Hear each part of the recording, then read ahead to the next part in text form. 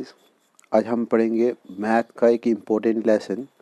इसका नाम है रिलेशन एंड फंक्शन। तो सबसे पहले रिलेशन होते क्या हैं और फंक्शन क्या होते हैं, इनका बेसिक तो आपको पता होना चाहिए। तो जैसे कि बात आती है, इंग्लिश वर्ड है रिलेशन। रिलेशन का मतलब होते हैं रिश्ते, जो हम मतलब अपनी लाइफ में सब जानते हैं। रिलेशन का मतलब इंग्लिश अल्फ़ाबेट से, ठीक है, इंग्लिश वर्ड से। तो अब जब भी रिलेशन होते हैं तो रिलेशन होने के लिए मतलब एक फैमिली का दूसरी फैमिली से रिलेशन होता है तो उनके अंदर क्या परफॉर्म होते हैं, फंक्शन परफॉर्म होते हैं। जब फंक्शन परफॉर्म होते हैं तभी ही तो रिलेशन बनते हैं, मतलब दोनों रिलेटिव टर्म्स हैं, ठीक है। तो हमारे पास रिलेशन तीन तरह के होते हैं। सबसे पहली बात, रिलेशन जो होता है वो रिफ्लेक्सिव होता है, दूसरा सिमेट्रिक होता है और तीसरा ट्रांजिटिव। अगर मैं सिंपल सी बात करूं, जो रिफ्लेक्सिव है ये किसी एक आदमी को रिलेट करेगा, सिमेट्रिक दो आदमी को रिलेट करता है और ट्रांजिटिव तीन आदमी को रिलेट करेगा। तो हम डीपली जाके इन तीनों को समझेंगे विद एग्जांपल। चलो देखते हैं आगे। तो आपके पास पहले थोड़ा सा बेसिक है समझने के लिए, वो क्या है कि डोमेन कोडोमेन वगैरह क्या होती हैं, क्योंकि नेक्स्ट जब हम आगे जाके बेसिक पढ़ेंगे तो उसमें ये पढ़ने के लिए हमें बहुत ज़रूरी है। सबसे पहला, जो पहला फंक्शन सेट दिख रहा है, जैसे ए लिखा है यहाँ पर मैंने, इसे आप डोमेन कहेंगे, ठीक है। सेकेंड वन इज़ कोडोमेन, ठीक है। जहाँ पर जैसे ये लड़के की फैमिली होगी तो ये लड़की की फैमिली आ गई, ठीक है। तो जो लड़की की फैमिली के साथ क्या बना रही है, एक रिलेशन बना रही है। जब रिलेशन बनते हैं तो बीच में क्या परफॉर्म होते हैं, फंक्शन, ठीक है। इसमें हर एक मेंबर जो होगा उसका कोई ना कोई रिलेशन बनेगा, हर एक मेंबर का इस फैमिली के साथ कोई ना कोई रिलेशन बनेगा। तो उन्हीं रिलेशन को परफॉर्म हमने करना है, ठीक है। अब ए फैमिली के बी फैमिली के साथ जो रिलेशन बने, उन रिलेशन की वजह से जो इमेजेस बनती हैं उन सबको आप रेंज कहते हो, ठीक है। तो लोगों को मैक्सिमम टाइम यहाँ पर थोड़ा सा डाउट रहता है, तो याद रखें रेंज क्या होता है, ठीक है। तो डोमेन क्या होता है और कोडोमेन क्या होता है, क्योंकि जब हम बाद में 1 1 ऑन 2 वगैरह पढ़ेंगे तो उसमें हमें बहुत ज़्यादा ज़रूरी पढ़ना है। तो हम सबसे पहला रिलेशन और इम्पोर्टेंट रिलेशन पढ़ने जा रहे हैं जिसका नाम है रिफ्लेक्सिव रिलेशन, ठीक है। तो रिफ्लेक्सिव रिलेशन बहुत सिंपल, सबसे सिंपल रिलेशन यही है अगर समझना जाए। तो अगर मैं इन शॉर्ट अपनी लैंग्वेज में कहूँ तो कोई आदमी अपने आप को किस तरह से पहचानता है उसे आप रिफ्लेक्सिव रिलेशन कहेंगे, ठीक है। या कहूँ कि उसका अपने आप से कैसा रिलेशन है, ठीक है, उसे आप रिफ्लेक्सिव रिलेशन कहते हो, ठीक है। सिंपल सी बात है कि जैसे मैंने माना कोई मेरे पास कोई ए एलिमेंट है, किसी आर से बिलोंग करता है। ये आर कुछ भी हो सकता है, कोई भी फंक्शन हो सकता है, इंटीजर हो सकते हैं, नेचुरल नंबर हो सकते हैं, कोई भी, ठीक है। तब ए का ए के साथ किस तरह का रिलेशन है, ठीक है। अगर वो एक अपने आप को किस तरह से जानता है या फिर ए के साथ किस तरह से रिलेट करता है, अपने आप को किस तरह से संभालता है, किस तरह से किसी सिचुएशन में डालता है, उसे आप रिफ्लेक्सिव रिलेशन कहेंगे। आई थिंक ये समझ आया होगा। तो मैं एग्जांपल से और ज़्यादा क्लियर करने की कोशिश करता हूँ आपके इस कंसेप्ट को। तो चलिए, तो सबसे पहली बात, इसको लिखने के लिए दो तरीके हैं आपके पास, ठीक है। तो मैं दो बता देता हूँ, वैसे ऊपर पढ़े ही होंगे अभी जस्ट आपने, तो सिंपल सा है। या तो आप इसको लिख सकते हो कि ए बिलोंग्स टू आर, ठीक है, ए बिलोंग्स टू आर। मीन वही है कि ए का रिलेशन ए के साथ, ठीक है। या आप लिख सकते हो ए रिलेट टू ए, मतलब ए का रिलेशन ए के साथ किस तरह से है, दोनों का मतलब एक ही है। जिस तरह मर्जी पढ़े आप, ठीक है। तो चलो सबसे पहले मैं बताता हूँ कि रिफ्लेक्सिव कैसे प्रूव कर सकते हो। उसके लिए एक एग्जांपल लेता हूँ। तो एग्जांपल में मैंने एक सेट ले लिया, ठीक है। सेट में एलिमेंट लिए, मैंने ए सेट लिया जिसका एलिमेंट है हमारे पास 1 2 और 3। ये 1 2 3 एलिमेंट जो है हमारे पास, इसके ऊपर मैंने एक रिलेशन बनाया, खुद से रिलेशन बनाया, जिसको मैंने आर रख लिया। उस रिलेशन के जो अंदर सेट्स पाए जा रहे हैं, सबसेट्स पाए जाते हैं, कोऑर्डिनेट पाए जाते हैं, ठीक है, वो क्या आपके पास 1 1 2 2 और 3 3, ठीक है। अब मुझे बताना है कि ये रिफ्लेक्सिव है, ये रिलेशन जो ये मैंने लिखा ये रिफ्लेक्सिव है या नहीं। तो गाइज एक सिंपल सी बात है कि यहाँ पर आप क्लियरली देख पा रहे हो पहले सेट में 1 1, मतलब जैसे मैंने लिखा था कि ए कहाँ से बिलोंग करने चाहिए, आर से। इस तरह से 1 और 1 दोनों सेम नहीं दिख रहे क्या, तो ये भी बिलोंग करेंगे कहाँ से, आर से। इसका मतलब 2 2 भी बिलोंग करेंगे आर से और 3 3 बिलोंग करेंगे, मतलब 1 का रिलेशन 1 के साथ है, 1 का खुद के साथ है, 2 का 2 खुद के साथ है और 3 का भी 3 के खुद के साथ है।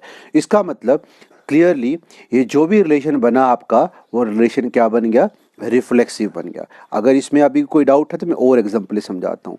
ठीक है, तो मैंने वही लिखा होगा यहाँ 1 1 2 2 3 3 अगर किसी आर से बिलोंग करते हो तो वो आपका रिफ्लेक्सिव कहलाएगा। आई थिंक ये समझ आ गया होगा आपको। चलते हैं नेक्स्ट एग्जाम्पल पे। आपकी नेक्स्ट एग्जांपल है कि मेरे पास कोई सेट ए बिलोंग कर रहा है, या ए कोई सेट है जिसके अंदर 2 एलिमेंट्स बिलोंग कर रहे हैं 1 और 2। आपको बताना ये रिफ्लेक्सिव है या नहीं है। तो मैं क्लियरली कहूँगा ये रिफ्लेक्सिव नहीं है। जैसे कि आपने फर्स्ट एग्जांपल में देखा होगा कि वहाँ 1 और 1 बिलोंग कर रहे थे, कहाँ पर, आर में। 2 और 2 बिलोंग कर रहे थे, कहाँ पर, आर में। यहाँ पर 1 और 2 हैं, तो ये कभी नहीं बिलोंग करेंगे आर से। इसका मतलब ये तो क्लियर है, ये रिफ्लेक्सिव नहीं है। अभी भी कोई डाउट है तो आप कमेंट में लिख सकते हैं, तो मैं डाउट क्लियर करने की कोशिश करूँगा, क्योंकि मैथ में बहुत सारी प्रॉब्लम्स आती हैं बच्चों को। तो सिंपल सी बात है कि यहाँ 1 1 2 2 बिलोंग नहीं कर रहे। क्या, यहाँ 1 1 2 2 बिलोंग नहीं कर रहे। जो एलिमेंट थे हमारे पास सेट के वो यहाँ बिलोंग नहीं कर रहे। इसका मतलब क्लियरली ये रिफ्लेक्सिव नहीं होगा। ठीक है, एक और गाइज आपको डाउट आ रहा होगा, इसको बिलोंग्स पढ़ते हैं। इसको क्या पढ़ते हैं, बिलोंग्स। ठीक है, सेट थ्योरी में इसको बिलोंग कहा जाता है। बिलोंग का मतलब तो आपको इंग्लिश में पता ही है क्या चीज़ है, कि किस में से पाया जाता है। ठीक है, आई थिंक आपको ये अच्छे से क्लियर हो चुका होगा। ठीक है, तो चलिए हम अपने नेक्स्ट टॉपिक पे चलते हैं। नेक्स्ट टॉपिक आज का आपका है सिमेट्रिक रिलेशन। तो गाइस सिमेट्रिक रिलेशन भी बहुत ज़्यादा सिंपल है अगर आप इसको अपनी लाइफ से रिलेट करके पढ़ेंगे। तो मैं सिंपल सी बात करता हूँ। ठीक है, मैं 2 आदमी लेता हूँ, एक लेता हूँ हस्बैंड और दूसरा लेता हूँ वाइफ। अगर हस्बैंड का रिलेशन वाइफ के साथ है तो वाइफ का रिलेशन भी किसके साथ होना चाहिए, हस्बैंड के साथ। इसे ही कहते हैं सिमेट्रिक रिलेशन। ठीक है, जैसे किसी माँ का किसी बेटे के साथ रिलेशन है तो बेटे का भी तो माँ के साथ होना चाहिए, तो इसको भी आप सिमेट्रिक रिलेशन कहेंगे। चलिए हम डेफिनेशंस पढ़ते हैं इसकी ईजिली। ठीक है, बहुत सिंपल है ये भी। देखिए, तो जैसे कि मैंने अभी 2 रिलेशन बताए, मतलब बंदे भी 2 ही होंगे इसमें, तीसरा आदमी नहीं होगा, क्योंकि तीसरा नेक्स्ट में हम पढ़ेंगे। ठीक है, रिफ्लेक्सिव में याद रखें 1 होता है, सिमेट्रिक में 2 होते हैं और ट्रांजिटिव में 3 होंगे। फिलहाल हम सिमेट्रिक पढ़ रहे हैं तो देखते हैं इसको क्लियरली। मैं मानता हूँ मेरे पास कोई 2 एलिमेंट, कोई एक ए और एक बी, कोई 2 आदमी कहाँ से, आर से बिलोंग करते हैं, मतलब कि दोनों के दोनों का कोई रिलेशन है। तो कह रहा है कि इफ मीन कि अगर ए का रिलेशन बी के साथ है, वही जैसे हस्बैंड का वाइफ के साथ है, देन बी का भी ए के साथ होना चाहिए। क्लियरली होगा भी। ठीक है, कि मतलब अगर ए का रिलेशन किसी बी के साथ हो, देन मेरे पास बी का भी किसके साथ होना चाहिए, ए के साथ। जिस तरह से मर्जी लिख सकते हो। तो क्लियरली है कि जैसे बाप का बेटे के साथ है तो बेटे का तो बाप के साथ होगा, ऐसा तो होता नहीं है कि ना हो। ठीक है, तो ये आपका सिमेट्रिक रिलेशन था। आइए इसके ऊपर भी हम एग्जांपल्स पढ़ते, क्योंकि एग्जांपल से आपका जो कंसेप्ट हो ज़्यादा से ज़्यादा अच्छे से क्लियर होगा। तो चलिए पहली एग्जांपल है आपके पास गाइस। मैंने यहाँ पर 2 मेंबर ले लिए, 2 एलिमेंट ले लिए, एक सेट ए लिया जिसके अंदर 2 एलिमेंट लिए हैं 1 और 2। एक रिलेशन बनाया अपनी तरफ से। रिलेशन क्या है कि 1 2 2 1। ठीक है, देखते हैं कि यहाँ पर ये सिमेट्रिक है कि नहीं। तो मैंने लिखा भाई ये सिमेट्रिक है। आप पूछोगे क्यों, क्योंकि यहाँ 1 2 बिलोंग कर रहा है आर से और 2 1 भी आर से बिलोंग कर रहा है। मतलब 1 का रिलेशन 2 के साथ है तो 2 का भी 1 के साथ होगा। ठीक है, क्लियरली आप इसको इस तरह से भी लिख सकते हो दूसरी लैंग्वेज में कि 1 का रिलेशन 2 के साथ है तो क्लियरली आपके पास 2 का भी किसके साथ है, 1। या कह सकते हो कि अगर 1 2 आर से बिलोंग कर रहा है, 2 1 भी आर से बिलोंग करता हो, तो वो क्लियरली आपके पास क्या होगा, रिफ्लेक्सिव सिमेट्रिक होगा। सॉरी, क्या होगा, सिमेट्रिक होगा। आई थिंक ये समझ आया होगा। एक और एग्जांपल करवाता हूँ तो और ज़्यादा अच्छे से क्लियर होगा। नहीं हुआ तो कमेंट कर लें, तो मैं आपका डाउट क्लियर करने की कोशिश करूँगा। नेक्स्ट एग्जांपल है कि मेरे पास फिर से मैंने एक सेट ले लिया। ठीक है, सेट का एलिमेंट क्या है आपके पास, 1 2। ठीक है, तो एक रिलेशन बनाई इसी के ऊपर। तो रिलेशन के एलिमेंट मेरे पास क्या आ रहे हैं, 1 1 2 2 1 2 2 1। गाइस बताइए क्या ये रिफ्लेक्सिव है। इसमें दोनों पार्ट मैंने लिखे हैं। क्या रिफ्लेक्सिव है, तो मैंने लिखा हाँ इट इज़ रिफ्लेक्सिव। ठीक है, क्लियरली इट इज़ रिफ्लेक्सिव, क्योंकि यहाँ पर 2 एलिमेंट लिए थे, दोनों के दोनों 1 1 भी बिलोंग कर रहा है, 2 2 भी बिलोंग कर रहा है। मतलब 1 का रिलेशन 1 के साथ है, 2 का रिलेशन 2 के साथ है। इसका मतलब 1 आर से बिलोंग कर रहा है, 2 आर से बिलोंग कर रहा है, तो क्लियरली ये क्या हो जाएगा आपके पास, रिफ्लेक्सिव हो जाएगा। अब बात करते हैं सिमेट्रिक की। जस्ट अभी जैसी डेफिनेशन में पहली एग्जांपल में मैंने क्लियर किया कि 1 2 और 2 1 दोनों बिलोंग करें, मीन कि आपके पास ये भी सिमेट्रिक होगा। अब सिमेट्रिक क्यों है, क्योंकि यहाँ 1 2 अगर आर से बिलोंग कर रहा है तो 2 1 भी कहाँ से बिलोंग कर रहा है, आर से, तो ये सिमेट्रिक भी हो चुका है आपका।